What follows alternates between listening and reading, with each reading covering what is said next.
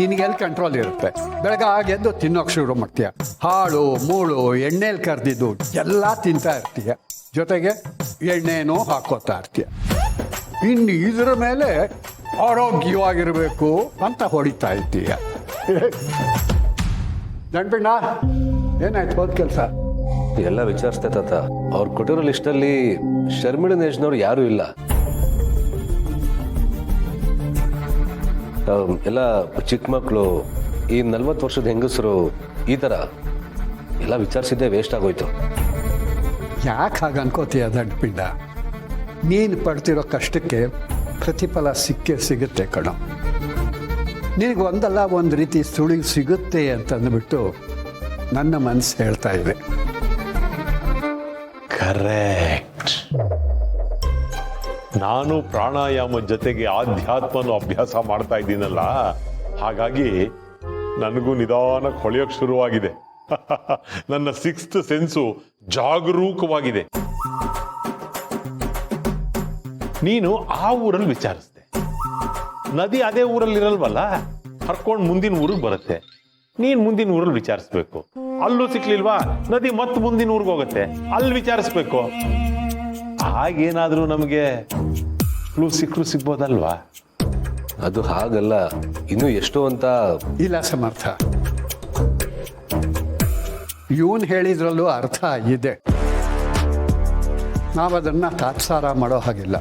ಒಂದು ಕೆಲಸ ಮಾಡಿ, ನೀನು ಅಭಿ 3 ಜನ ಅಣ್ಣ ತಮ್ಮಂದ್ರೂ ಮುಂದಿನ ಊರಲ್ಲಿ ಈ ನದಿ ಹರಿಯುತ್ತಲ್ಲ, ಅಲ್ಲಿ ವಿಚಾರಿಸಿ ನೋಡಿ. ಅಂತೂ ದತ್ತ ಮಹಾಪ್ರಭುಗಳು ನಾನು ಹೇಳಿದ್ದು ಸರಿ ಅಂತ ಒಪ್ಕೊಂಡ್ರು. ಅದೇ ಬಹಳ ಸಂತೋಷ ಆಗ್ತಾ ಇದೆ. ಅಲ್ಲ ಸಮರ್ಥ, ಪ್ರಾಣಾಯಾಮ ಮಾಡೋದ್ರಿಂದ ನೀರೊಳಗಿದ್ರೂ ಸ್ವಲ್ಪ ಹೊತ್ತು ಪ್ರಾಣನ ಭದ್ರವಾಗಿ ಇಟ್ಕೋಬಹುದು ಅಂತ ಯಾರೋ ಹೇಳಿದ್ದನ್ನ ಕೇಳಿದ್ದೆ. ಹಾಗೆ ಒಂದು ವೇಳೆ ಈ ಹೆಂಗಸು ಪ್ರಾಣಾಯಾಮ ಮಾಡೋದನ್ನ ಕಲ್ತಿದ್ದು ನೀರಲ್ಲಿ ಮುಳುಗಿ ಒಂದೂರಿಂದ ಇನ್ನೊಂದೂರವರೆಗೂ ಬಂದು ನೀರಿಂದ ಹೊರಗಡೆ ಬಂದ ಮೇಲೆ ಉಸಿರಾಡ್ಕೊಂಡು ಜೀವನ ಮಾಡ್ತಾ ಇದ್ರೆ? ಆಯಿತು ಬಿಡಪ್ಪ, ಪ್ರಾಣಾಯಾಮ ಅಂತ ಪ್ರಾಣ ಹಿಂಡಬೇಡ ಕಣೋ. ಸುಮ್ಮನೆ ಹೀಗೆ ಮಾತಾಡೋ ಬದಲು ಆವಾಗಲೇ ಅದೇನೋ ಏದು ಬಿಡ್ತಾ ಇದೆಯಲ್ಲ, ಅದು ಬಿಡು. ಸಾಕು. ಉಸಿರು ಬಿಡೋದ? ಇದೇನ್ ದತ್ತ ಮಹಾಪ್ರಭುಗಳೇ, ನೀವು ಆಡೋ ಮಾತು ಅರ್ಥನೇ ಬೇರೆ ಕೊಡುತ್ತೆ. ಈ ಮನೇಲಿ ನಾವೆಷ್ಟು ಸಂತೋಷವಾಗಿದ್ವಿ, ನೆಮ್ಮದಿಯಾಗಿದ್ವಿ. ನಮ್ಮ ಸಂತೋಷನ ಹಾಳು ಮಾಡ್ತಿದ್ದಾಳೆ ಅವಳು. ನಮ್ಮ ಪ್ರಾಣ ತಿಂತಿರೋ ರಾಕ್ಷಸಿ ಅವಳು. ಏನ್ ಚಿಕ್ಕಪ್ಪ, ಒಬ್ಬೊಬ್ಬರೇ ಕುಡಿತಾ ಇದ್ದೀರಾ? ನಿಜ ಕಣ, ಒಬ್ಬನೇ ಕುಡಿಯೋದು ಬೇಜಾರು. ಬನ್ನಿ ಕಂಪ್ನಿ ಕುಡಿ. ಗ್ಲಾಸ್ ಅವಳು ನಮಗಿದೆಲ್ಲ ಬೇಡ. ನೀವು ಇದನ್ನು ಮಾಡದೇ ಇದ್ರೆ ಒಳ್ಳೇದು. ಇತ್ತೀಚೆಗೆ ನೀವು ಇದನ್ನು ಜಾಸ್ತಿ ಮಾಡ್ತಿದ್ದೀರಾ. ಚಿಕ್ಕಪ್ಪ, ನೀವು ಈ ರೀತಿ ಕುಡಿಯೋದು ಆರೋಗ್ಯಕ್ಕೆ ಒಳ್ಳೇದಲ್ಲ. ಅದು ಅಲ್ಲದೆ ಎಷ್ಟು ದಿನ ಅಂತ ಹೀಗೆ ಕದ್ದು ಮುಚ್ಚಿ ಕುಡಿತೀರಾ?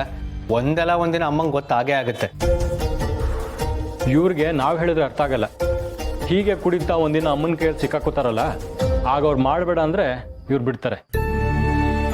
ಅದೇನೋ ಹೇಳ್ತಾರಲ್ಲ, ಶಂಕದಿಂದ ಬಂದ್ರೆ ತೀರ್ಥ ಅಂತ. Correct bro. ಒಂದು ಕೆಲಸ ಮಾಡೋಣ, ಇವ್ರು ಹೀಗೆ ಮಾಡ್ತಿರೋದನ್ನ ನಾವೇ ಹೋಗಿ ಅಮ್ಮಂಗೆ ಹೇಳ್ಬಿಟ್ರೆ?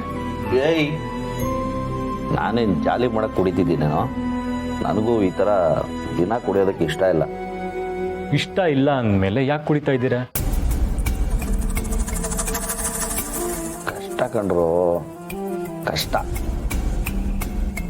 ನನ್ನ ಮನಸ್ಸಿಗೆ ಆಗ್ತಿರೋ ಕಷ್ಟ. ಕಷ್ಟನಾ? ಏನು ಚಿಕ್ಕಪ್ಪ ಅದು ನಿಮ್ಮ ಮನ್ಸಿಗೆ ಅಷ್ಟೊಂದು ಕಷ್ಟ ಕೊಡ್ತಿರೋದು? ಇವತ್ತು ಈ ಮನೆ ಪರಿಸ್ಥಿತಿ ಹಾಳಾಗಿರೋದಕ್ಕೆ ನಾನೇ ಕಾರಣ. ಈ ಮನೆಯವರೆಲ್ಲ ಇವತ್ತು ಕಷ್ಟಪಡ್ತಿರೋದು ನನ್ನಿಂದಾನೆ. ಏನು ಹೇಳ್ತಿದ್ದೀರಾ ಚಿಕ್ಕಪ್ಪ? ನಿಮ್ಮಿಂದನಾ? ನೀವೇನು ಮಾಡಿದ್ದೀರಾ? ಆ ಶಾರ್ವರಿನ ಮದುವೆ ಆಗಿ ಈ ಮನೆಗೆ ಕರ್ಕೊಂಡು ಬಂದಿದ್ದು ನಾನು. ಅವಳ ಮಾಯದ ಬಲೆಗೆ ಮರಳಾಗಿ ಮೋಸ ಹೋದೆ. ಅವಳು ಈ ಮನೆಗೆ ಬಂದಮೇಲೆ ಬಣ್ಣ ಬಣ್ಣದ ಮಾತುಗಳನ್ನು ಆಡಿ ನಿಮ್ಮೆಲ್ಲರನ್ನು ಮಳ್ಳು ಮಾಡಿದ್ಲು. ಮನೆ ಒಳಗಿದ್ದೆ ಆಟ ಆಡಕ್ಕೆ ಶುರು ಮಾಡಿದ್ಲು. ನಮ್ಮ ಮಧ್ಯೆನೆ ಬಿರುಕು ತಂದಿಟ್ಲು. ನಾನು ಅವಳನ್ನ ಮದುವೆಯಾಗಿ ಮನೆ ಕರ್ಕೊಂಡು ಬಂದು ಈ ಮನೆ ನೆಮ್ಮದಿನ ಸಂತೋಷನ ಹಾಳು ಮಾಡಿದೆ ಅನ್ನೋ ಗಿಲ್ಟ್ ನನ್ನನ್ನು ಕಾಡ್ತಿದೆ. ಆ ಗಿಲ್ಟ್ನ ಮರೆಯೋದಕ್ಕೆ ಅಂತ ನಾನು ಕುಡಿತಾ ಇದ್ದೆ. ಹಾಗಂತ ನೀವು ಹೀಗೆ ದಿನ ಕುಡಿತಾ ಕೂತಿದ್ರೆ ಸಮಸ್ಯೆ ಬಗೆಹರಿಯತ್ತಾ? ನಿಮ್ಮ ಆರೋಗ್ಯ ಹಾಳಾಗತ್ತಷ್ಟೇ. ಎಲ್ಲ ಸಮಸ್ಯೆಗೂ ಕುಡಿಯೋದೊಂದೇ ಪರಿಹಾರ ಅಲ್ಲ ಅಲ್ವಾ ಚಿಕ್ಕಪ್ಪ? ನಮಗೆ ಅಪ್ಪನ ಕಂಡ್ರೆ ಎಷ್ಟು ಪ್ರೀತಿನೋ ನಿಮ್ಮನ್ನು ಕಂಡ್ರೂ ಅಷ್ಟೇ ಪ್ರೀತಿ ಇದೆ. ನಮ್ಮನ್ನ ಚಿಕ್ಕ ವಯಸ್ಸಿಂದ ಎತ್ತಿ ಆಡಿಸಿ ಬೆಳೆಸಿದಿರ. ಇಷ್ಟೆಲ್ಲ ಆಗ್ತಿದ್ರೂ ನನ್ನಿಂದಂತೂ ಸುಮ್ಮನಿರೋಕ್ಕಾಗ್ತಿಲ್ಲ. ಇದನ್ನೆಲ್ಲ ನೀವೇ ನಿಲ್ಲಿಸ್ಬೇಕು.